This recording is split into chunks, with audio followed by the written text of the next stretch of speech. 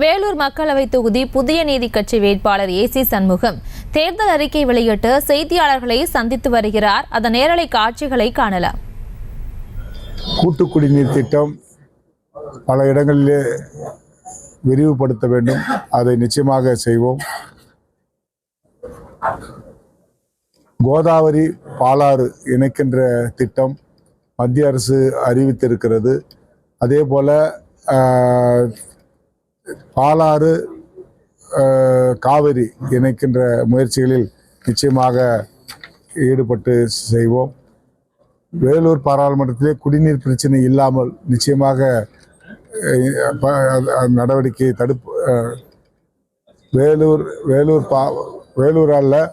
வேலூர் பாராளுமன்றத்திலே இருக்கின்ற பாலாற்றில் தடுப்பணைகள் கட்டுவதற்கான பணிகளை மத்திய அரசு திட்டம் மூலமாகவோ மாநில அரசு திட்டம் மூலமாக செக் டேம்கள் அமைக்கப்படும். உதாரணத்துக்காக ஒரு வாலாஜாவிலே ஆங்கிலேயர் கட்டிய ஒரு தடுப்பணை தான் இன்றும் காவிரி பாக்கம் நிரம்பி வழிகிறது.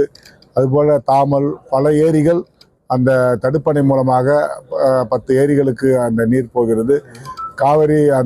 காவிரி பாக்கம் ஏரியை பாருங்கள், கடல் மாதிரி இருக்கும். அதுபோன்று பாலாறிலே தடுப்பணைகள் கட்டினால் பல ஏரிகள் நிரம்பி வழியும்.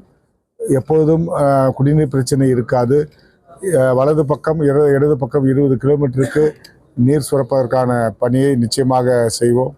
முடிந்தவரை வேலூர் ஒரு முதன்மையான ஒரு பழமையான ஒரு நகரம்.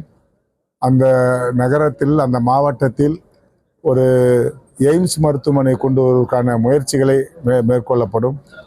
IIM இன்ஸ்டியூட் கொண்டு வருவதற்கான முயற்சிகளை எடுப்போம். 6 சட்டமன்ற தொகுதியிலேயும் நம்முடைய மத்திய அரசு அறிவித்திருக்கின்ற அத்துணை திட்டங்களையும் கொண்டு வருவோம். அதே போல் குறிப்பாக 1 கோடி வீடுகளுக்கு இலவச மின்சாரம், சூரிய ஒளி மின்சாரம் கொடுக்கப்படும் என்று அறிவித்திருக்கிறார்கள்.